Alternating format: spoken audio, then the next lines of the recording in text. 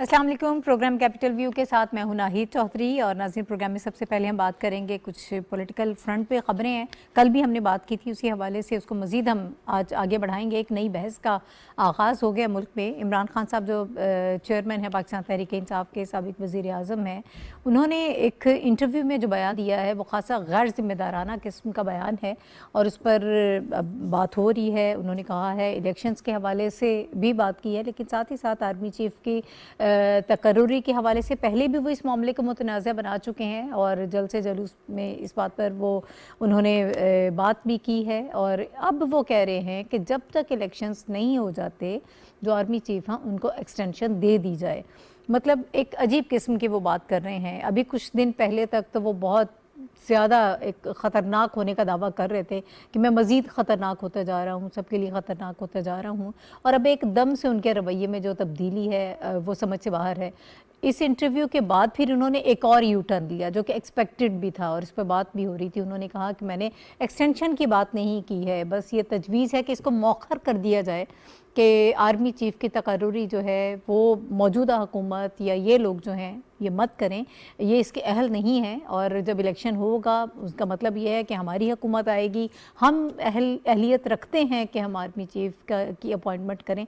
तो इस किस्म की चीज़ें हैं, बड़ा इसमें अभाम पैदा करने की कोशिश की जा रही है इलेक्शन के हवाले से भी। और अहम इदारों के जो एक आइनी तरीक़ाकार है जिसके मुताबिक हमेशा से काम होता है, ये कोई नई चीज़ नहीं है, एक प्रैक्टिस है जो हमेशा से जारी है, उसको मुतनाज़ बनाने की कोशिश की जा रही है। इस पर हम बात करेंगे प्रोग्राम में। और इस वक्त मेरे साथ मौजूद हैं रशीद साफ़ी साहब। आप सीनियर सहाफ़ी हैं, तजियाकार हैं। बहुत शुक्रिया रशीद साफ़ी साहब प्रोग्राम में हमें ज्वाइन करने के लिए। मेरे बाईं तरफ मौजूद है हुमायूं खान साहब। हुमायूं खान साहब भी सीनियर सहाफ़ी हैं, तजियाकार हैं। बहुत शुक्रिया हुमायूं साहब आपका। साफ़ी साहब, आपसे आगाज़ कर लेती हूँ। ये हम एक्सपेक्ट कर रहे थे, बल्कि कल भी हमने ये बात की थी कि जो इमरान खान साहब कह रहे हैं हो सकता है कि वो इस पर भी यू टर्न ले लें, और वो यू टर्न ले लिया गया।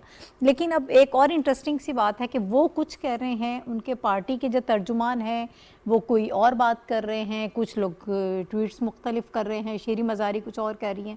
मतलब अजीब उन्होंने अभाम इस सारी सिचुएशन में पैदा किया है। तो ये इस यू टर्न को कैसे देख रहे हैं? इस किस्म की चीज़ें जो हैं, ऐसे अभाम पैदा करना और आइनी इदारों के हवाले से, ये बड़ी अजीब सी बात है। ये बिल्कुल अजीब और तशवीशनाक बात है। इमरान खान साहब जो ये दावा भी कर रहे हैं कि वो आवाम के मकबूल लीडर है, एक बड़ी जमात की वो नुमाइंदगी करते हैं, और वक्तन फ़वक्तन उनकी जानिब से कौमी इदारों पे यूँ हमलावर होना, ये इंतहाई तशवीशनाक बात है। और जिस तरह हुकूमती वज़रा कह रहे हैं कि इमरान खान साहब दरअसल डिस्प्रेशन का शिकार है, वो डिस्परेट है अपने सियासी हिकमत अमली की नाकामी की वजह से, और वो इक़्तिदार में हर हालत में वापस आना चाहते हैं, और उसके लिए वो कानूनी, गैर कानूनी, आईनी, गैर आईनी कोई भी तरीक़ाकार इख्तियार करने से गुरेज़ा नज़र नहीं आते।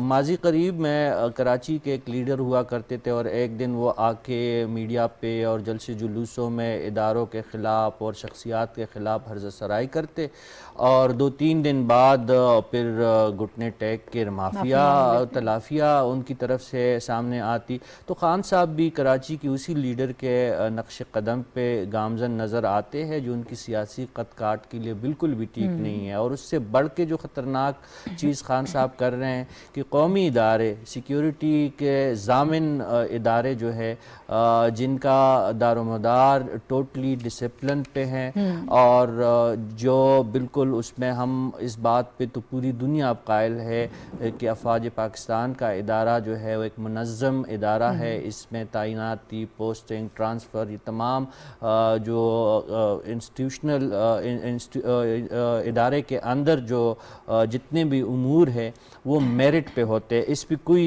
मेरे ख़्याल में किसी ने आज तक ना उंगली उठाई है ना उठा सकता है, क्योंकि एक मुनज़्ज़म निज़ाम है। सिलेक्शन से लेकर यानी भर्ती से लेकर रिटायरमेंट का एक ऐसा मरबूत निज़ाम है कि जिसमें गलती की गुंजाइश बिल्कुल भी नहीं है।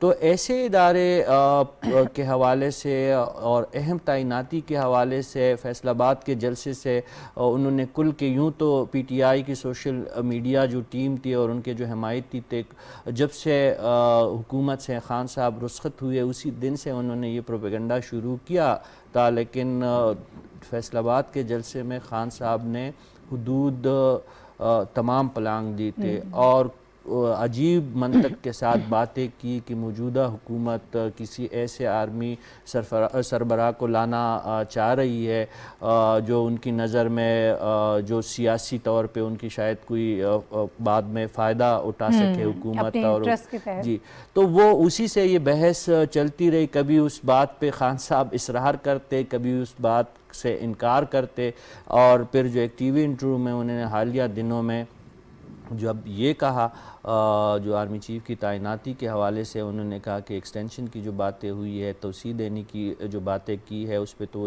ہم پہلے بھی بات کر چکے ہیں کہ وزیر دفاع سمیت وزیر اطلاعات اور پرائم منسٹر شاہدہ خان عباسی صاحب جیسے سینئر لیڈرز نے اس پہ کل کے بات کی کہ یہ وقت ابھی جو ہے حکومت کے لیے جو بڑا چیلنج ہے سیلاب سے جنگ لڑنی ہے، اور کئی جو ہے IMF کے مسئلے ہیں، مہنگائی کے مسئلے ہیں، عوامی ریلیف کے مسئلے ہیں، تو یہ وقت پہ اس تعیناتی کا فیصلہ ہوگا. ویسے بھی نومبر کا مہینہ ابھی نہیں آیا اور خان صاحب نے یہ شوشہ چھوڑا، اور پھر اس سے جس طرح آپ نے کہا کہ یو ٹرن بھی لیا کہ نہیں میں نے تعیناتی کی بات نہیں کی، میں نے الیکشن کی بات کی کہ الیکشن کے بعد یہ ہے اور وہ ہو جائے.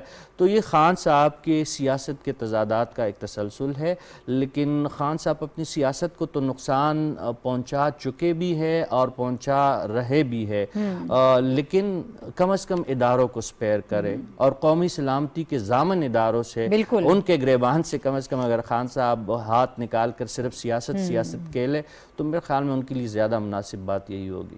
ٹھیک ہے. ہمایوں صاحب جیسے صافی صاحب کہہ رہے ہیں، ایک تو عمران خان صاحب نے جو یو ٹرن لیا ہے، انہوں نے کہا کہ میں نے تو انتخابات تک اس پروسیس کو مؤخر کرنے کی بات کی ہے، میں نے ایکسٹینشن کی بات نہیں کی ہے، یہ توسیع نہیں ہے.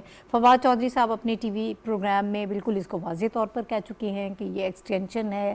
اب عمران خان صاحب جو یو ٹرن لے رہے ہیں، کیا اس کا مقصد کیا ہے؟ پھر دوسرا اس میں کیا فرق ہے، مجھے یہ بتائیں کہ ایک تو ایکسٹینشن کی بات اور مؤخر کرنا، کیا ان دونوں کا مطلب کچھ اور نکلتا ہے؟ ایک مطلب نہیں نکلتا دونوں کا مطلب ایک ہی ہے، اور میں تو سمجھتا ہوں کہ یو ٹرن نہیں ہے، یہ گول چکر کے اندر ہمیں گھما رہے ہیں، جس میں آپ جب بہت زیادہ گھماتے ہیں تو آپ کا سر چکرانا شروع ہو جاتا ہے اور آپ کو سمجھ نہیں آتی. وہ سمجھ یہی رہے ہیں کہ جو قوم ہے وہ بے وقوف ہے، وہ جس بات کے اوپر اس کو لگائیں گے وہ اس کے پیچھے چل پڑے گی.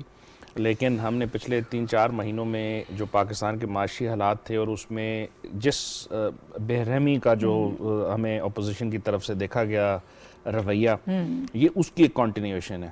مطلب یہ وہی ایکس پرائم منسٹر ہیں جو اپنی مختلف تقاریر میں کہہ چکے تھے کہ میں نے ایکسٹینشن نہیں دینی، میں نے ایکسٹینشن صحیح دی، میں نے ایکسٹینشن غلط دی، مجھے ایکسٹینشن نہیں دینی چاہیے، یہ بہت غلط فیصلہ ہو گیا، ایسے نہیں کرنا چاہیے تھا. آپ اگر ان کی وہ جو 4-5-6 مہینے ایک اور اس سے پچھلے 4-5 مہینوں کو دیکھیں تو وہ سمر سالٹ جس طرح وہ ہوتا ہے، وہ جو سوئمنگ کا وہ مقابلہ ہوتا ہے اور اس میں وہ جو اس طرح آپ 2-3 دفعہ کرتے ہیں، ایگزیکٹلی یہ انہوں نے کیا. اب جو مزے کی بات یہ ہے کہ آپ فوج کے رول کو خود کہہ رہے تھے کہ سیاست میں اس کا رول کم ہونا چاہیے. بالکل ایسے بیانات سے آپ فوج کو جو ہے سیاست کے رول کے اندر ڈال رہے ہیں. مطلب اٹس اے کانسٹیٹیوشنل پوسٹ. آپ کل آرمی چیف کی بات آج کی انہوں نے، کل نیوی چیف کی بات کریں گے، ایئر فورس چیف کی کریں گے، چیئرمین نیب کی کریں گے، سپریم کورٹ کی کریں گے. ایک بے تحاشا کانسٹیٹیوشنل پوسٹیں ہیں، ان کے بارے میں پھر آپ شروع ہو جائیں گے. مطلب اس کی کوئی لاجک نہیں بنتی. جو لاجک نظر آ رہی ہے، جو سمجھ آ رہی ہے، وہ یہ ہے کہ ایک کانسٹیٹیوشنل کرائسس کے اندر ملک میں ڈالنے کی وہ کوشش کر رہے ہیں، جو کہ وہ ان کے ایک کانسٹیٹیوشنل پروسیس کے نکلنے کی وجہ سے جو ہے سیٹل ہوا تھا. اب وہ پنجاب کے اندر بھی جو ہے ان کی حکومت کو خطرات جو ہیں وہ لاحق ہونا شروع ہو گئے ہیں. کے پی میں بھی ان کے جو ہے وہ بہت سارے جو لوگ ہیں وہ ان کو چھوڑنے کی طرف جا رہے ہیں. رشید صاحب نے اپنے کچھ آرٹیکلز میں بھی اس کا ذکر کیا، ہم نے وہ پڑھا. اسی طرح اور بھی ہمیں نظر آ رہا ہے کہ جو ان کے ساتھ ایسے لوگ تھے، ان کے ایک ممبر آف پارلیمنٹ جو ہیں انہوں نے کہا کہ میں نے تو استعفیٰ دیا نہیں، مجھ سے جو ہے زبردستی لیا گیا. ٹیلی فون آپریٹر نے کہا.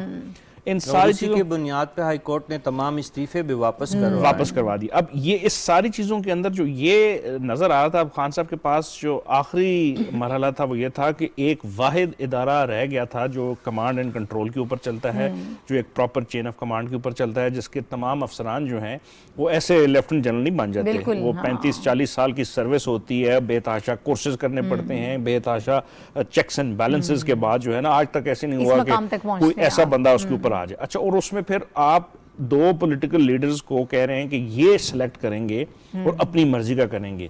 مطلب یہ جان بوجھ کے فوج کے ادارے کو پولیٹیسائز کیا جا رہا ہے، جو کہ بھارا کہہ رہے ہیں کہ ہمارا شروع میں کہیں نہ کہیں رول رہا پالیٹکس کے اندر، ہم اس سے اپنے آپ کو دور کرنا چاہ رہے ہیں.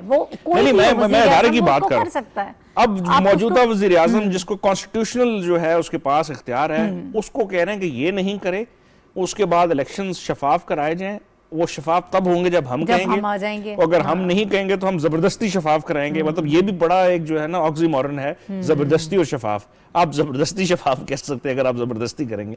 ان ساری چیزوں سے لگتا ہے کہ یہ بہت بڑی ایک بوکھلاہٹ کا شکار ہیں. اب ان کو سمجھ نہیں آ رہی تھی، اور یہ بیسیکلی ایک بہت بڑا فیکٹر یہ ہے کہ جو فلڈز کے اندر پی ٹی آئی کی طرف سے، پرٹیکولرلی عمران خان کی طرف سے، کیونکہ اندر وہ بہت سارے اچھے لیڈران بھی ہیں جو کوششیں کر کے جو ہے نا صفائیاں دے کے معاملات کو ٹھنڈا کرنے کی کوشش کرتے ہیں. لیکن خان صاحب جو ہیں انہوں نے کیونکہ فلڈ ریلیف کے اندر سندھ کی عوام کے لیے، بلوچستان کی عوام کے لیے کوئی خاص، اپنی پنجاب جہاں پہ ان کی حکومت ہے اس کے لیے کچھ خاص نہیں کیا.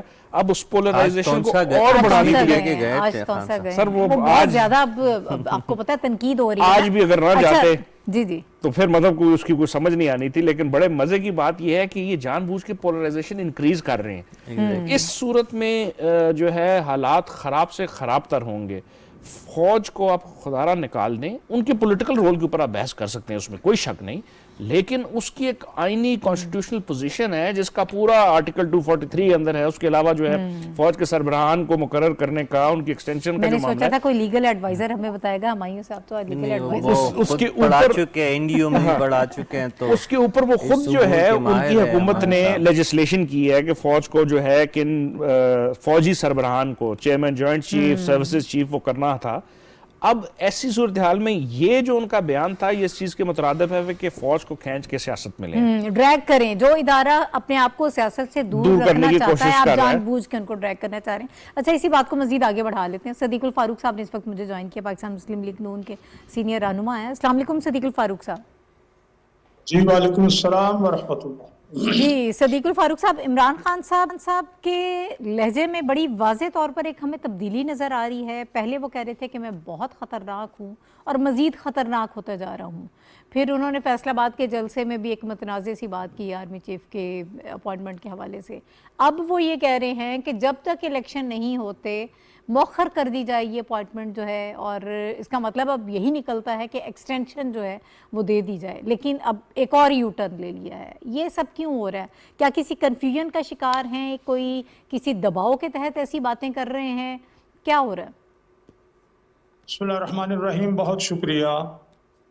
در حقیقت عمران خان ایک ایسا آدمی ہے جس سے ملک، قوم کے ساتھ ساتھ کسی دوسرے کے مفادات کا کوئی خیال نہیں.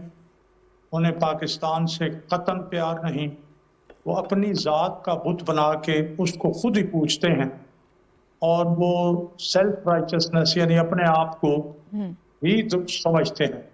اللہ نہ کرے اگر ان کا بس چلے تو یہ بھی کہہ دیں کہ میں اللہ کا رسول ہوں اور مجھ پر وہی نازل ہوتی اور جو میں کہتا ہوں وہی ٹھیک ہے. تو شکر ہے کہ خاتم النبیین کے بعد کسی نبی نے آنا نہیں ہے، اگرچہ یہ الٹی سیدھی باتیں کرتے ہیں. سر آگے بڑھیں. جو میں چاہتی ہوں پوائنٹ پہ آئے کہ کیوں ایسے کر رہے ہیں. یعنی سیاست میں ایک نئی بحث کا آغاز ہو گیا. دیکھیے نا، وہ یہی ہے کہ میری حکومت ہونی چاہیے. میری حکومت نہیں ہے تو پھر آگ لگ جائے سب چیزوں کو. اس لیے یہ اپنے خود نرگسیت کا شکار ہیں، اپنے علاوہ کسی کو کچھ نہیں سمجھتے اور ڈیلیور بھی نہیں کر سکے. حالانکہ آتے، یعنی اگر 2017 کی پوزیشن رہتی تو ڈالر 100 روپے کا تھا. پہلے دھرنا دیا، پھر کیا، پھر پاکستان کو تباہ کرنا ان کا مجھے تو لگتا ہے یہ ایجنڈا ہے. اس کے اب دیکھیں نا، اب ملک قدرتی آفت کی وجہ سے کس حد تک، یہاں تک کہ اقوام متحدہ کے سیکرٹری جنرل روئے نہیں، باقی کسر کوئی نہیں رہ گئی. وہ ایک غم اور اس کی تصویر بنے ہوئے تھے، اور دنیا کہہ رہے تھے کہ یہ آپ کے گلوبل وارمنگ کی وجہ سے پاکستان پہ تباہی آئی ہے، آپ اس کی مدد کریں اور یہ آپ کا احسان نہیں ہوگا، یہ آپ کا فرض ہے. اور یہ کہتے ہیں کہ کچھ بھی نہیں ہے، الیکشن کرو. تو میں اس لیے یہ عرض کر رہا ہوں کہ اس کے ساتھ ساتھ بہت سے لوگ اب یہ بھی کہہ رہے ہیں کہ کوئی نفسیاتی بیماری کا بھی شکار ہے. یہ نرگسیت ویسے بھی نفسیاتی بیماری ہے. اچھا صدیق الفاروق صاحب، کیا اپوزیشن کے کسی رہنما کو یا کسی جماعت کو آئینی اور قانونی طور پر یہ حق حاصل ہوتا ہے کہ وہ اس قسم کی تقرری میں اپنی رائے دیں اور وہ یہ چاہیں کہ ہماری مرضی سے ایسی تقرری ہو؟ اس سے پہلے کبھی ایسا ہوا؟ یہ تو یہ آئین میں لکھا ہوا ہے. آئین کے مطابق تو یہ وزیر اعظم کی ثوابدید ہے، انہی کا اختیار ہے. یہ تو وہی کوشش ہے نا کہ میں گند ڈالوں گا، نہ کھیلوں گا، نہ کھیلنے دوں گا. میری بات مانیں. لیکن میں سمجھتا ہوں کہ 25 مئی کے ان کی جو لانگ مارچ کی کال تھی اور جس میں انہوں نے کہا تھا کہ میں 40 لاکھ لوگ لے کے آؤں گا، تو 1% یعنی 40,000 بھی نہ آئے. جو آئے بھی تو خیبر پختونخوا اور گلگت بلتستان سے سارے ہی 12-13 ہزار لوگ تھے. پنجاب سے 3,000 بندہ بھی نہ نکلا. تو ابھی جو انہوں نے 4 دن پہلے کال دی اور سب لوگ اپنے لوگوں باہر نکلے ہیں اور جناب وہ دیکھ لیں آپ. انہوں نے آج بھی کہا ہے، انہوں نے آج بھی کہا ہے، وہ کہتے ہیں کہ کال دوں گا تو پھر حکومت برداشت نہیں کر سکے گی اور سب لوگ وہاں نکل آئیں گے. میں یہ سمجھتا ہوں کہ کال دے لیں، یہ کال دے دیں تاکہ یہ ان کا جو غبارہ ہے نا یہ بھی پھٹ جائے. انہیں معلوم ہے اچھی طرح سے کہ ان کی کال پر باہر کوئی نہیں نکلتا. وہ جلسہ کر سکتے ہیں، اس میں سارے ملک سے بندے جمع کر سکتے ہیں، پیسے پتہ نہیں کہاں سے ان کے لیے آ رہے ہیں. جس طرح سے وہ ممنوعہ فنڈنگ میں ساری چیزیں سامنے آئی ہیں، غیر ممالک سے پیسے، ادھر سے پیسے، ادھر سے پیسے، اسی طرح کے کچھ پیسے آ رہے ہیں. ایک جلسے پہ وہ 10-10 20-20 کروڑ روپے لگا رہے ہیں سیلاب زدگان کی مدد کرنے کی بجائے. لیکن جب وہ کال دیتے ہیں کوئی باہر نہیں نکلتا اور انشاءاللہ نکلیں گے بھی نہیں. اسی لیے میں کہتا ہوں کہ وہ کال دے دیں، کل ہی بلکہ اعلان کریں کہ چلیں جی اسلام آباد آ جائیں. اچھا، آپ کو کوئی پریشانی نہیں ہے، کوئی ٹینشن نہیں ہے، آپ یہ کہہ رہے ہیں کہ ان حالات میں یہ کچھ نہیں ہو سکتا. اچھا، وہ الیکشن کی بھی بات کر رہے ہیں، انہوں نے پرسوں اس کے حوالے سے بھی بات کی ہے کہ میں مذاکرات کے لیے تیار ہوں، الیکشن کے حوالے سے بات کریں لیکن میرے ساتھ کوئی سنجیدہ قسم کی گفتگو کی جائے. ان حالات میں آپ کو لگتا ہے کہ الیکشن پاسبل ہے؟ ایک تو سیلاب سے بہت زیادہ مسائل ہیں، پھر دوسرا ظاہر ہے کہ ٹائم ٹیکنگ پروسیس ہے، پھر اکنامک کرائسس بھی ہے، آپ کو ایک بہت بڑا بجٹ چاہیے الیکشن کے لیے، تو ہو سکتا ہے؟ کیا پاسبلٹی ہے؟ لیکن پہلی بات تو یہ ہے کہ آپ نے کہا سنجیدہ، وہ کہتے ہیں سنجیدہ میرے ساتھ بات کریں. سنجیدہ باتیں تو سنجیدہ آدمی کے ساتھ کی جاتی ہے، مسخروں کے ساتھ اور ہر دوسرے دن بلکہ روزانہ یو ٹرن لینے والوں کے ساتھ نہیں کی جاتی. یہ کل انٹرویو پہ بات پرسوں ہوئی اور میں نے ایک ٹاک شو میں یہ کہا کہ عمران خان اس پہ یو ٹرن لے لیں گے. یہ جو توسیع کی بات ہے وہ خدا نے کر دکھایا، وہ اگلے دن انہوں نے یو ٹرن لے لیا. تو جس آدمی کی کریڈیبلٹی نہ ہو، جو آدمی آیا بھی فری اینڈ فیئر الیکشن کے بجائے کسی اور طریقے سے ہو اور اب بھی وہ غیر آئینی اقدام کی طرف دعوت دیتا ہو کہ جناب میں آپ کو کہتا ہوں نیوٹرل نہ رہیں بلکہ میرا ساتھ دیں، اس آدمی کی بات پر اعتبار کرنا اور اس کو سنجیدہ لینا، میرا خیال ہے یہ غیر سنجیدگی ہوگی. ٹھیک ہے، ٹھیک ہے، بہت شکریہ. صدیق الفاروق صاحب ہمارے ساتھ موجود تھے، پاکستان نون سے ان کا تعلق ہے. ویسے صافی صاحب انہوں نے بھی محب الوطنی پہ سوال اٹھا دیا، یہ ایک نیا ٹرینڈ چل گیا ہماری سیاست میں. مجھے بہت ادب و احترام سے صدیق الفاروق صاحب سینئر سیاستدان ہیں، مذہبی معاملات کو یا مذہبی کارڈ کو استعمال کرنا کوئی بھی کرے، چاہے وہ اپوزیشن کی طرف سے ہو چاہے حکومت کی طرف سے ہو. دیکھیں ہم حکومت پہ بھی تنقید کرتے ہیں، عمران خان صاحب کی سیاست پہ بھی کل کے تنقید کرتے ہیں. تو میرے خیال میں سیاست کو سیاست تک ہی ہم رکھیں تو بہتر ہوگا.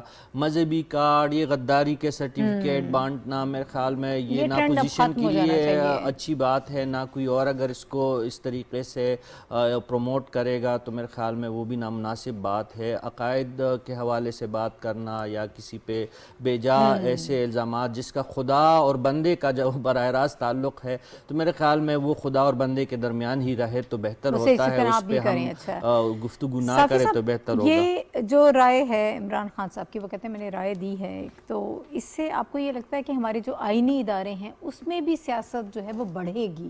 جو ادارے خود اپنے آپ کو سیاست سے دور رکھنا چاہتے ہیں، آپ یہ کہتے ہیں کہ ایک تو ان کو سیاست میں شامل کیا جائے، پھر ود ان انسٹیٹیوشن بھی جو ہے وہ ایک نئی سیاست جو ہے وہ اسے جنم لے سکتی ہے.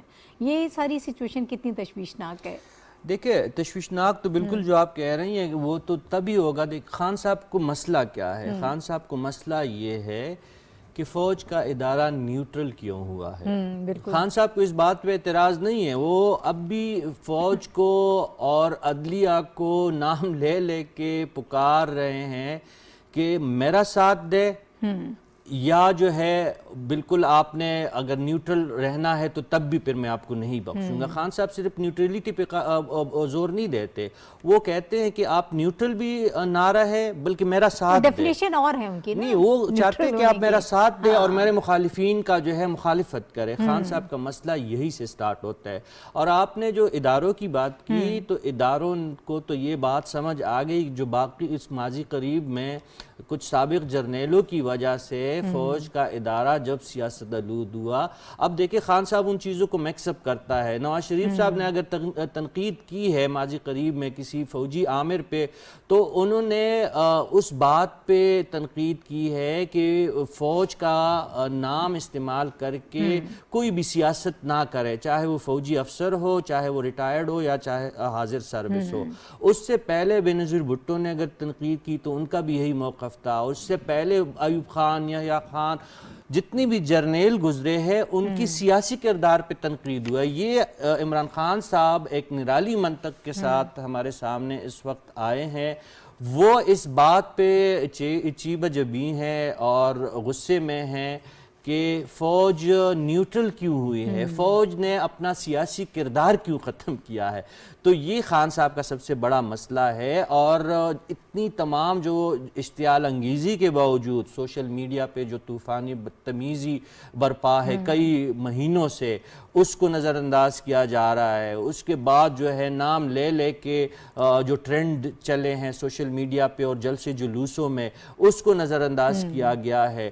اب دیکھیں شہباز گل صاحب نے جو تھا ایک ریڈ لائن کو کراس کیا, اور وہ بھی فوج نہیں گئی, ریاست گئی کہ نہیں بہت زیادہ ہو گیا ہے. اب ریاست جو ہے, ریاست نے اپنے اداروں کو بچانے کے لیے شہباز گل صاحب کے خلاف جو ہے کیس دائر کیا. اب خان صاحب جو بات کر رہے ہیں, اگر انہوں نے اپنی غلطی تسلیم کر لیے کہ ہاں میں نے اداروں کو متنازع بنانے کی یا ایک اہم تعیناتی کو متنازع بنانے کے لیے کوئی بیان دیا تھا اور وہ بیان جو تھا غلط تھا, انسان سے غلطی ہو جاتی, تو میرے خیال میں پھر اس بحث کو فی الوقت ختم ہونا چاہیے. لیکن ان کے جو اسد عمر صاحب کو میں سن رہا تھا, ان کے سینئر لیڈرز تھے, ان کی پھر دلیلیں اور منطقیں جو ہے وہ مختلف ہے. تو میرے خیال میں ایک سوچے سمجھے منصوبی کے تحت جس طرح شہباز گل صاحب نے بیان دیا اور پھر انہوں نے کہا کہ نہیں ہمارا مطلب تو یہ ہرگز نہیں تھا کہ فوج کے ادارے میں بغاوت ہو. پھر فیصل آباد کے جلسے میں جو آپ نے کہا, پھر فیصل آباد کے جلسے میں خان صاحب نے جو بات کی, اور پھر اب جو یہ ٹی وی انٹرویو میں خان صاحب نے جو ایک نیا شوشہ چھوڑا ہے, تو یہ ساری باتیں دیکھیں افواہیں جب پیدا ہوتی ہے تو اس کے دو مقاصد ہوتے ہیں. ایک تو پبلک سینٹیمنٹ کو دیکھا جاتا ہے کہ ان افواہوں کا رد عمل کیا آتا ہے, دوسرا ان افواہوں کے نتیجے میں کچھ فوائد حاصل کرنے کی کوشش کی جاتی ہے.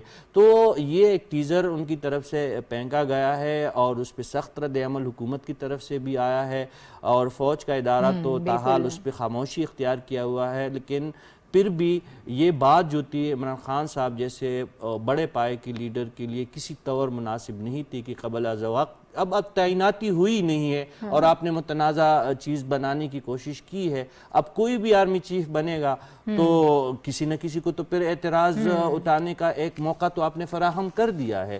تو یہ میرے خیال میں بہت بڑی غلطی ہوئی ہے, اور یہ اب حکومت جس کو چاہیے کہ تدبر سے اور تحمل سے اس معاملے کو حل کرے. ٹھیک ہے. اچھا ہمایوں صاحب آج گئے ہیں جے آئی ٹی کے سامنے پیش ہوئے عمران خان صاحب, کئی نوٹسز ان کو دیے گئے اور اس کے بعد بالآخر وہ چلے گئے ہیں. بعد میں جب انہوں نے میڈیا سے گفتگو کی, انہوں نے کہا کہ ایک طرف تو مجھے کہا جا رہا ہے کہ سیلاب پہ سیاست نہ کرو, دوسری طرف ہمیں کچلا جا رہا ہے, تو آپ تیار رہیں. عوام کا ایک سمندر جو ہے وہ آنے کو تیار ہے, پہلے تو میں برداشت کر رہا تھا لیکن اب ہم برداشت نہیں کریں گے. پاکستان سری لنکا بننے جا رہا ہے, معیشت بہت خراب ہے, تو اس کا حل جو ہے وہ صرف اور صرف صاف شفاف انتخاباتی ہیں. دیکھیں وہ جو آپ کا پہلا سوال تھا یہ اسی کی ایکسٹینشن سمجھیں ان کی پالیسیز کے اندر, یا جو ان کا جو طریقہ کار رہا ہے کہ جہاں سے ان کو ایکسپیکٹڈ ہوتا ہے کہ ان کو ہیلپ نہیں مل رہی, وہاں پہ وہ جو ہے اس کو متنازع بنانے کی کوشش کرتے ہیں. کمیشن کا واقعہ جب تھا تو وہ مسلسل جو ہے نا 2-3 مہینہ اس کو جو ہے وہ ڈیلے کرتے رہے, باوجود اس کے کہ وہ 8 سال انہوں نے ڈیلے کیا, لیکن آخری جب فیصلہ آنا لگا تھا تو وہ چیف الیکشن کمشنر کے خلاف جو ہے ایک بڑی منظم قسم کی جو ہے سوشل میڈیا اور پولیٹیکل اس کے جب بھی وہ ظاہر ہوتے میڈیا کے اوپر تو یہ بحث کرتے, باوجود اس کے کہ اسی الیکشن کمیشن نے ان کو بہت سارے موقعوں پہ جو ہے ریلیف بھی فراہم کیا, لیکن دیٹ بینگ اور پھر تقرری میں بھی تو سب کی مرضی سے ہوا تھا. نہیں وہ ان کی مرضی سے ہوا تھا, ان کے بیسکلی اس وقت وہ حکومت میں تھے اور اس کا جو کانسٹیٹیوشنل طریقہ تھا وہ یہی تھا کہ آپ کو لیڈر آف دی اپوزیشن کے ساتھ مل کے جو ہے ایک بندے کو سلیکٹ کرنا تھا, اور وہ انہوں نے کیا, اور موسٹ لائکلی ان کے ڈیفنس منسٹر اس وقت کے تھے, ان کی جو ریکمنڈیشن تھی. نہیں آپ مجھے یہ بتائیں, یہ جو احتجاج کی کال اس وقت وہ دے رہے ہیں, وہ کہتے ہیں یہ زیادہ دور نہیں ہے, اسی مہینے میں دے دوں گا, میں اسی کا جو ہے نا آپ کو لگ رہا ہے کہ ایک طرف تو وہ امریکہ سے اپنے تعلقات بہتر کرنا چاہ رہے ہیں, وہ بھی ہمارے سامنے خبریں آ رہی ہیں, تصدیق بھی ہو رہی ہے اس کی, اب تو وہ ساری چیزیں سامنے ہیں, دوسری طرف وہ فوج کے ساتھ اپنے تعلقات اپنے تئیں وہ یہ سمجھ رہے ہیں کہ ایسی اسٹیٹمنٹ سے شاید ڈیمیج کنٹرول ہو جائے گا, جتنا میں اداروں کے خلاف جلسے جلوسوں میں بولا ہوں تو شاید اس کو کنٹرول کر لیا جائے. تیسری طرف وہ کہہ رہے ہیں کہ پروٹیسٹ بھی کرنے جا رہے ہیں, لانگ مارچ بھی ہونے جا رہے ہیں. دیکھیں وہ بیسکلی کیرٹ اینڈ سٹک, اور پھر کسی جگہ زیادہ کیرٹ اور کسی جگہ زیادہ سٹک, یہ ان کی پالیسی ہے. اس کے اندر وہ جو ہے فوج کی اندر یونٹی کو پہلے انہوں نے متنازع بنانے کی کوشش کی, جس طرح ابھی رشید صاحب نے کہا شہباز گل والے کیس کے, اور پھر اس کے بعد ان کی اپنی جو سٹیٹمنٹس آئیں مختلف موقعوں پہ, اور پھر اپنی یہ جو ایکسٹینشن والی سٹیٹمنٹ تھی, اس سے پہلے وہ چیف الیکشن کمیشن کے اوپر تھے, اس سے پہلے انہوں نے جوڈیشری کے اوپر جو ہے وہ کیا جہاں سے ان کو ریلیف نہیں مل رہی تھی. بدستور چیف الیکشن کمشنر سے شدید ناراض, ہاں ناراض, وہ جو ہے وہ چونکہ ان کو لگتا ہے کہ مختلف جگہوں سے جہاں سے ان کو ریلیف مل سکتی ہے اس لیے ان کی طرف جائیں, اور جہاں سے نہیں مل سکتی اس کو تنگ کرتے ہیں. اب یہاں پہ آ کے انہوں نے آئی جی اسلام آباد, ڈی آئی جی جو تھے ان کو, اور پھر جو ایڈیشنل سیشن جج صاحبہ تھیں ان کو جو ہے دھمکی دی, اور اس کیس میں, اور اس کے ساتھ ساتھ بجائے اس کے معافی مانگتے ساتھ حکومت کو ایک دھمکی دے رہے ہیں جی آئی ٹی میں پیش ہو کے کہ میں کال دینے والا ہوں, تاکہ وہ جو پریشر وہ بلڈ کرنا چاہ رہے ہیں وہ کنٹینیو رہے, اس کے کہ میں معافی بھی نہیں مانگوں گا. اچھا اس میں کامیاب ہو سکتے ہیں؟ مختصراً مجھے بتائیں, یہ ایک ٹیکٹ ہے جو وہ استعمال کر رہے ہیں, کیا ان کو لگتا ہے کہ حکومت اس سے دباؤ میں آ جائے گی؟ دیکھیں ان کی طرف سے یا ان کا جو ذاتی جو پلاننگ ہوگی شاید اس کے اندر یہ پروویژن ہو کہ یہ ٹیکٹک کر کے جو ہے یہ ٹیکٹکس کر کے ہمیں کامیابی ہو. اب حکومت کے پاس جو اختیار ہے اس میں انہوں نے دیکھنا ہے کہ اس بلیک میلنگ ٹیکٹکس سے وہ رک جائیں گے. اب لیکن اس میں جو کیویٹ ہے وہ یہ ہے کہ اس وقت ہم فلڈز کی صورتحال کا سامنا ہے جس میں 30 سے 35 بلین ڈالر کا نقصان پاکستان کو ہو چکا ہے. 7,000 کلومیٹر سڑکیں, 1400 سے قریب لوگ, لاکھوں کی تعداد میں جو ہے وہ ہمارے جانوروں کا نقصان, فصلیں تباہ, گندم کی فصل لگانے کے لیے, ان ساری چیزوں میں ان کو لگ رہا ہے کہ حکومت چونکہ اس وقت ویک ہے اس لیے وہ پریشرائز کر کے اداروں سے جو ہے نا کچھ اپنے لیے لیوریج لے لیں گے. تو یہ ان کی ٹیکٹک ہے, میرا خیال ہے لوگوں کے سامنے آ چکی ہے. سچویشن کو ایکسپلائٹ ان کو لگتا ہے کہ میں کر لوں گا. ہمیشہ سے کرتے رہے. اچھا سیلاب کے حوالے سے تھوڑی سی میں چاہتی ہوں کہ ہم بات کر لیں ضرور.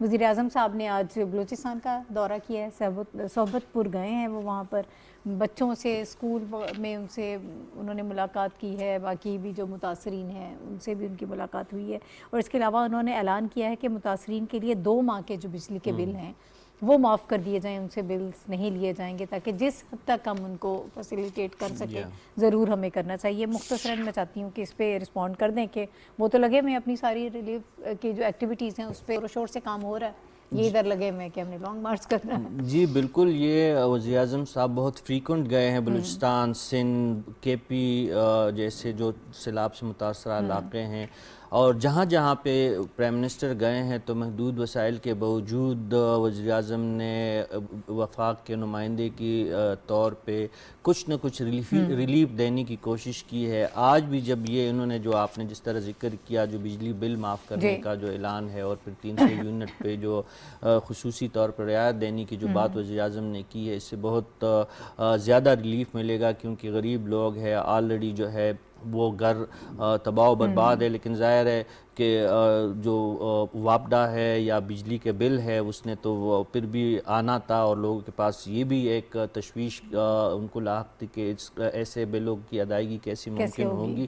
تو یہ ایک اچھا اقدام ہے. اس کے ساتھ ساتھ وزیر اعظم صاحب نے آج پھر وہی ایک محبت اور انسیت کا مظاہرہ کیا ہے, متاثرین کے پاس گئے ہیں, بار بار جا رہے ہیں. وزیر اعظم صاحب کی بس میں یہ ہے, وہ یہی بات ہمیں بتاتے بھی ہے جب بھی میڈیا کے سامنے آتے ہیں, جب مختلف فورمز پہ ان سے پوچھا جاتا ہے تو وہ تسلیم کرتے ہیں کہ مہنگائی بھی کی شدت بھی زیادہ ہے، پاکستان کی جو ہے مالی مسائل بھی بہت زیادہ ہے، لیکن اس کے باوجود جہاں جہاں انہیں موقع ملتا ہے تو وہ موقع ضائع نہیں کرتے اور ریلیف دینے کی کوشش کرتے ہیں۔ ہمایوں صاحب نے جس طرح کہا کہ کوانٹم آف کلائمیٹی اتنی بڑی ہے کہ اس میں اگر پوری دنیا پاکستان کے ساتھ کئی سالوں تک مدد کرے تو تب جا کے شاید ہم اس ڈیمیج کو کسی نہ کسی حد تک کنٹرول کرنے میں کامیاب ہو جائے۔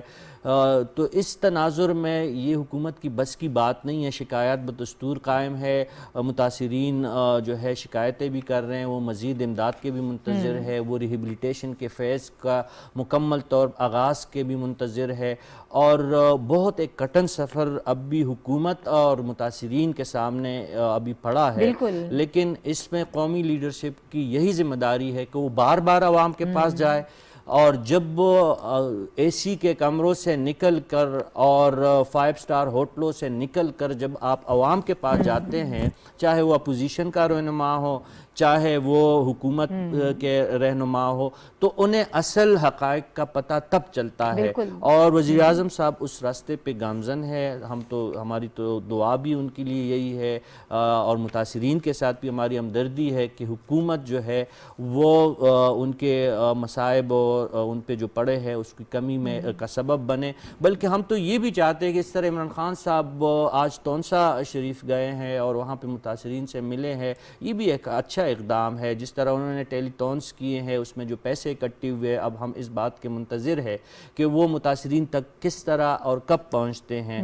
تو جہاں سے بھی ہمیں مدد ملے، دیکھیں ماضی میں ہم نے بھارت جیسے ممالک سے بھی امداد قبول کیے ہیں، تو جب ہم اپنے اگر دشمنوں سے امداد قبول کر سکتے تو عمران خان صاحب تو پاکستانی شہری ہے، ایک بڑی پارٹی کے رہنما ہے، سابق وزیر اعظم ہے، تو ان کے امداد کا بھی ہم ان کا ریگارڈ ہے، اور ہم چاہتے ہیں کہ چاہے جو بھی ہو، صرف اس وقت ہماری نظر میں اہم بات یہ ہے کہ متاثرین کی داد رسی ہو۔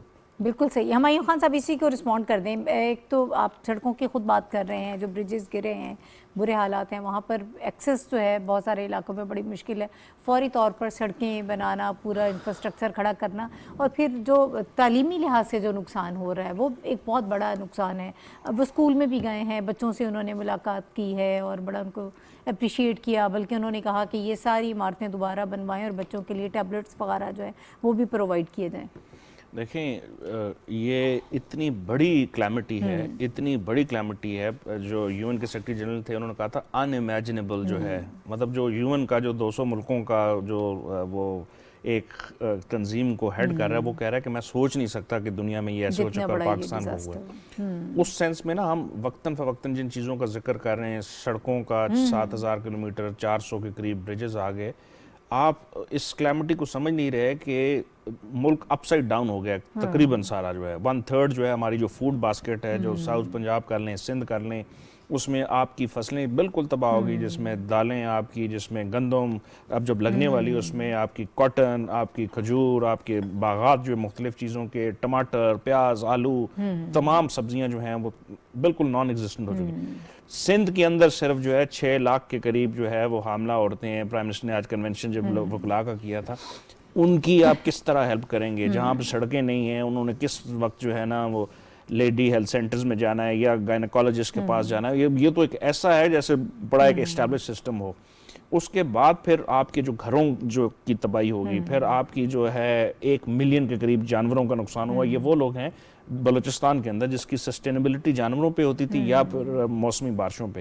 ان ساری چیزوں کے اندر پرائم منسٹر کا بار بار ان لوگوں کے پاس جانا بیسیکلی سمبولکلی بہت اہمیت کا حامل ہے کہ ان کے ملک کا وزیر اعظم جو ہے نا اٹھ کے جاتا ہے، ان کے ساتھ بیٹھتا ہے، باتیں کرتا ہے، ہنسی مذاق کی بھی ان کے ساتھ وہ کوششیں کر رہے ہوتے ہیں کہ اس طرح لائٹن اپ کر دیں۔ پھر جب وہ ابھی پچھلے اپنے کسی اس دورے پہ تھے، وہاں پہ انہوں نے اناؤنس کیا تھا، مجھے ایگزیکٹلی بھول گیا، یو اے میں تھے یا کہاں پہ، جہاں پہ انہوں نے کہا تھا کہ 300 میگا واٹ کی جو ہے وہ بجلی کے اوپر جو ہے وہ انہوں نے ریلیف کا دوبارہ کیا کہ فیول ایڈجسٹمنٹ نہیں ہوگی ان یونٹس کے اوپر، 2 مہینے کی بجلی۔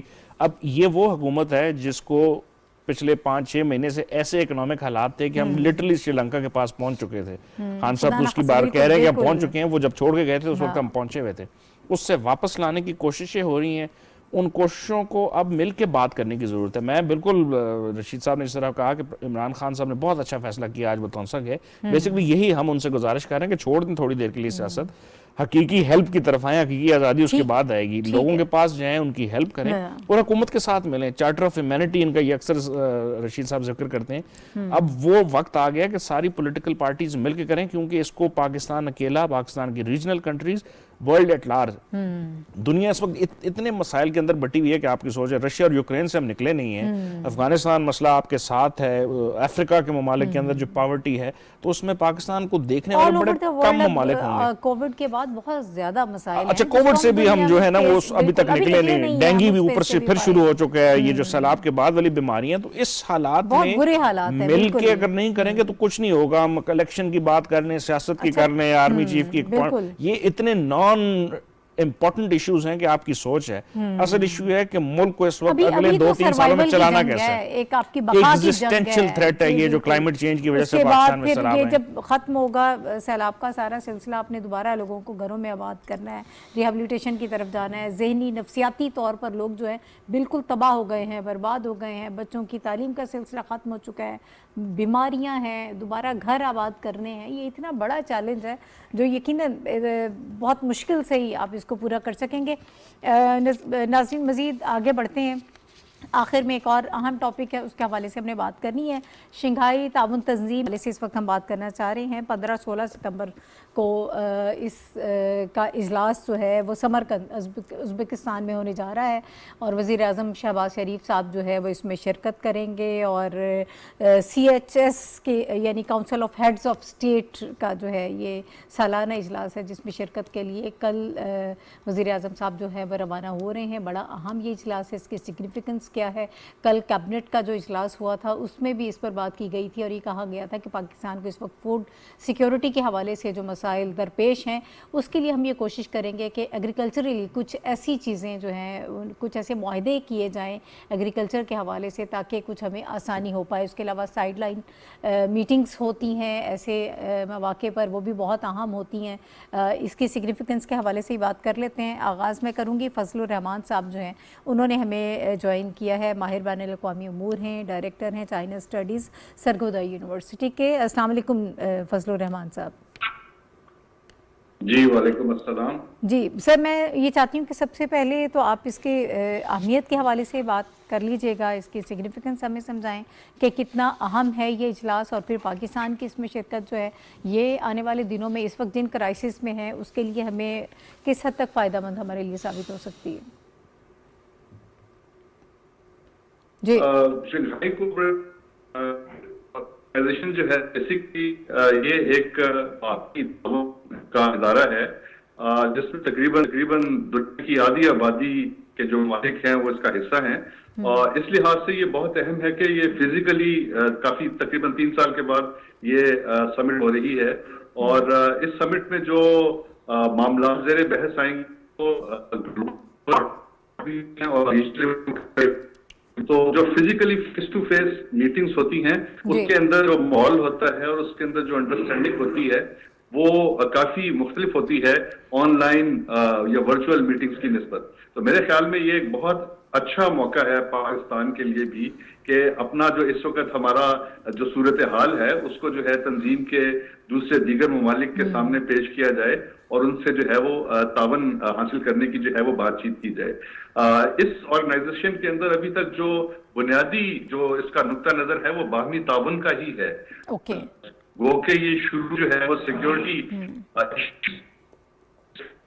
لیکن آہستہ آہستہ اس کے اندر ایک پیپل ٹو پیپل کانٹیکٹ جو ہے اس کو زیادہ ایکسپینشن ملی ہے, اور اب اس جو ہے وہ زیادہ اکنامک کوآپریشن اکنامک انٹیگریشن کی طرف جو ہے وہ زیادہ مبذول ہے. تو موقع سے فائدہ اٹھاتے ہوئے مجھے امید ہے کہ پرائم منسٹر صاحب ہے یقیناً اس ایشو کو جو ہے وہ سامنے رکھتے ہوئے ہے وہ فیوچر میں جو نیچرل کلیمٹیز کی تو ہے وہاں پہ وہ بھی یقیناً کلائمیٹ چینج کے ریفرنس ڈسکس ہوں گے, لیکن تنظیم کے اندر جو ہے اس پہلو کو جو ہے وہ زیادہ اجاگر کرنے کی ضرورت ہے, اور اس کی ضرورت ہے کہ تنظیم کے اندر جو ہے وہ ٹھیک ہے سر، کسی بھی ایک ممبر ہو تو وہ تمام کے تمام مشترک جو ہے وہ ہیلپ کرے گا. ٹھیک ہے. اچھا صافی صاحب، ابھی تو ظاہر ہے جب اس کا آغاز ہوگا تو پھر ہمیں زیادہ بہتر طریقے سے ساری معلومات ملیں گی. ابھی تک جو بتایا جا رہا ہے کہ اس فورم میں موسمیاتی تبدیلی کے حوالے سے جو ہے بات ہوگی، فوڈ سیکیورٹی کے حوالے سے، انرجی سیکیورٹی اور پائیدار سپلائی چین کے حوالے سے، یہ ساری چیزیں، اور کچھ معاہدے ہونے کی بھی توقع ہے، کچھ ایسی چیزیں جس سے ہمیں فائدہ ہوگا. اور جو میں نے کہا کہ کل بھی جو کیبنٹ کے اجلاس میں ایگریکلچر کے حوالے سے بات کی ہے، زراعت کے حوالے سے، تو اس میں بھی ہمیں کچھ پیش رفت نظر آئے گی اس میں. جی بالکل، ایک اہم ایکٹیویٹی ہے علاقائی تعاون کے حوالے سے اور بین الاقوامی تعاون کے حوالے سے. ایک بہت اچھی اپرچونٹی ہے اور پرائم منسٹر صاحب بذات خود جا رہے ہیں وہاں پہ. تو امید تو یہی ہے کہ ازبکستان سے پاکستان کے لیے وزیر اعظم کچھ نہ کچھ حاصل کر کے واپس آ جائیں گے، کیونکہ ازبکستان آپ جانتی ہے کہ حالیہ دنوں میں پاکستان کے ساتھ کافی قربت دونوں ممالک کے درمیان موجود ہے. اسٹریٹجک پارٹنرشپ ہے دونوں ملکوں کے درمیان. اور اسپیشلی جو موجودہ صدر ہے ازبکستان کے شوکت مرزائیوف صاحب، وہ پاکستان کے حوالے سے ان کی بڑی اچھی پالیسی ہے اور اچھا اپروچ رکھتے ہیں. ہم نے دیکھا ہے کہ کچھ میرے خیال میں 1.5-2 سال پہلے وہاں پہ افغانستان کے حوالے سے بھی بین الاقوامی ایک کانفرنس منعقد کی گئی، اور بھی پچھلے دنوں بھی افغانستان کے حوالے سے ازبکستان نے ایک دوسری کانفرنس منعقد کی ہے. تسلسل سے اس قسم کی ایکٹیویٹیز کی میزبانی ازبکستان کرتا ہے، اور ہمیشہ سے ایسے جب پروگرام ہوتے ہیں، ایسی کانفرنسز جب منعقد ہوتی ہے ازبکستان میں، تو پاکستان کو کچھ نہ کچھ فائدہ ضرور ہوتا ہے. اب دیکھیں، وزیر اعظم صاحب نے جانے سے پہلے ہی اپنی ترجیحات کا بتا دیا تھا. وفاقی کابینہ کا آپ نے ذکر کیا تو وزیر اعظم صاحب نے یہی کہا کہ خود انحصاری اور زراعت کے شعبے کی بحالی اور ترقی کے لیے علاقائی ممالک کے ساتھ اور بین الاقوامی ممالک کے ساتھ تعاون کو بڑھایا جائے گا. تو یہ پاکستان کے لیے ایک بہت اچھا موقع ہے کہ نہ صرف شنگھائی تعاون کانفرنس کے رکن ممالک کے ساتھ پاکستان کئی معاہدے اور کئی ان کے ساتھ میمورنڈم اور ان کے ساتھ انڈرسٹینڈنگ بلڈ ہو سکتی ہے، بلکہ اگر صرف ہم ازبکستان کے ساتھ بھی اپنے زمینی تجارت کو فروغ دے، جس میں زراعت بھی ہے، جس میں آپ کے جو انرجی سیکٹر میں بہت ساری چیزیں سینٹرل ایشیا کے ساتھ ہماری ہو سکتی ہے، ازبکستان، تاجکستان، قازقستان جیسے ممالک کے ساتھ. کاسا 1000 آپ جانتی ہے کہ بہت بڑا پروجیکٹ ہے سینٹرل ایشیا کے حوالے سے. اور جو ایک اسپیشلی جو ون بیلٹ ون روڈ کا جو چائنیز ایک کنسیپٹ ہے، اس میں بھی ازبکستان اور سینٹرل ایشیائی ممالک جو ہے بہت اہم ہے. اور کنیکٹیویٹی کے حوالے سے ازبکستان کی موجودہ حکومت کی اپنی کی ریجنل کنیکٹیویٹی کے حوالے سے ان کا بھی ایک اچھا ویژن ہے. تو یہ ایک بہت اچھی اپرچونٹی ہے. اور جس طرح آپ نے ذکر کیا کہ فوڈ سیکیورٹی کے حوالے سے اگر کوئی پیش رفت ہوئی، سپلائی چین ٹوٹا ہوا ہے، یہ صرف پاکستان کا مسئلہ نہیں ہے. ابھی تو پاکستان میں صرف ہم سیلاب کی وجہ سے ہمیں جو مختلف چیزوں کی سپلائی کی کمی ہے، دنیا بھر خوراکی مواد، تعمیراتی مواد، جو ضروری اشیاء جتنی بھی ہے آپ کے استعمال، سپلائی چین ہر جگہ پہ منقطع ہے یا بالکل سسپینڈڈ ہے یا بالکل وہاں پہ سپلائی ہو ہی نہیں رہی دنیا میں. تو یہ جو ابھی جو آنے والے 2-3-4 دنوں میں ہم یہ توقع کرتے ہیں کہ کم از کم جو پڑوسی ممالک ہے پاکستان کے، سینٹرل ایشیائی ممالک کی اگر ہم زیادہ بات کریں، توجہ بھی پاکستان کی زیادہ اس سائٹ پہ ہے، ان کے ساتھ اگر ہماری کنیکٹیوٹی زیادہ ہو جائے، ٹریڈ میں، ایگریکلچر میں، انرجی سیکٹر میں، فوڈ سیکیورٹی میں، تو بہت زیادہ فائدے ہم اٹھا سکتے ہیں. صحیح، ٹھیک ہے. ہمایوں صاحب، ہم کل بھی بات کر رہے تھے، مختصراً جب بات ہوئی تھی، سائیڈ لائن میٹنگز جو ہیں وہ بڑی امپورٹنٹ ہوتی ہیں. رشین پریزیڈنٹ سے بھی ایکسپیکٹ کر رہے ہیں کہ شاید ان سے ملاقات ہو، دیگر لیڈرز جو ہیں ان سے بھی ملاقات ہوگی. ایک تو سیلاب کے حوالے سے کہ ہم زیادہ بہتر طریقے سے سچویشن جو ہے وہ وہاں پر اجاگر کر سکیں گے، بتا پائیں گے. اتنے بڑے اس وقت قدرتی آفت کا پاکستان شکار ہے. دوسرا، ہم ٹریڈ کے حوالے سے جو ہے بڑا ہمارا کنسرن ہے، ہم یہ چاہتے ہیں اس میں اضافہ ہو، ایکسپورٹس ہماری جو ہیں اس میں اضافہ ہو. ان ساری چیزوں کے حوالے سے کیا کہتے ہیں؟ جس طرح ابھی ڈاکٹر فضل نے کہا کہ دنیا کی آدھی آبادی جو ہے وہ اس کا حصہ ہے، شنگھائی کوآپریشن آرگنائزیشن کا جو تنظیم ہے، اس کے علاوہ جو 1/4 آف پروڈکشن ہے دنیا کی، ان ممالک میں سے آتی ہے.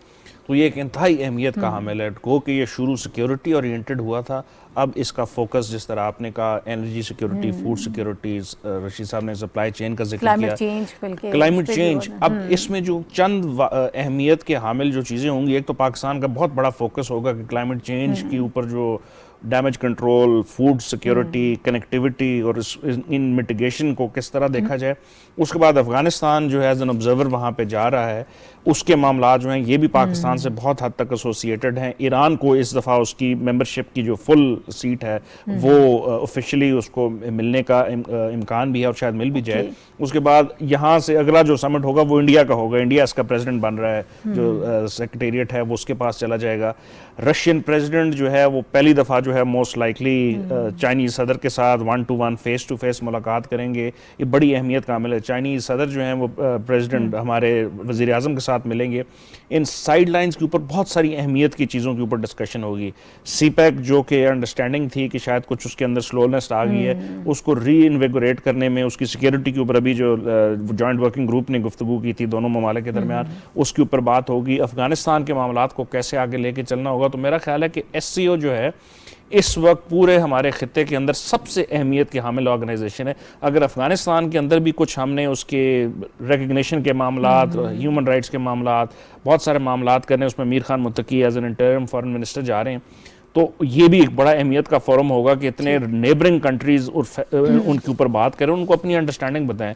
तो मेरा ख्याल है कि जो साइड लाइन मीटिंग्स है वो बहुत अहमियत की हामिल हैं। अभी तक हमें नहीं पता कि शायद प्राइम मिनिस्टर मोदी की और प्राइम मिनिस्टर शहबाज शरीफ की मुलाकात हो रही है या नहीं, लेकिन अगर होती है तो फिर भी बहुत अच्छी बात है कि इतने अरसे से जो एक थॉट था उसके अंदर बिल्कुल होना चाहिए, क्योंकि दोनों तरफ से कोई कंफर्मेशन नहीं है। लेकिन अगर हो जाती है, मैं तो उम्मीद करता हूँ कि शायद किसी तरह से जो हमारे ईस्टर्न बॉर्डर पे हालात खराब थे उसके अंदर कोई नहीं रहा है। अच्छा, और फिर चाइनीज सदर और प्रेसिडेंट शी जिनपिंग और वज़ीर आज़म मोदी जो हैं वो पहली दफा फेस टू फेस मुलाकात करेंगे, क्योंकि पिछले 2 सालों से वहां पे बॉर्डर के ऊपर बहुत सही है। अभी बहुत अहमियत का हवाले से मजीद जैसे डिटेल्स आती रहेंगी हम आपसे शेयर करते रहेंगे।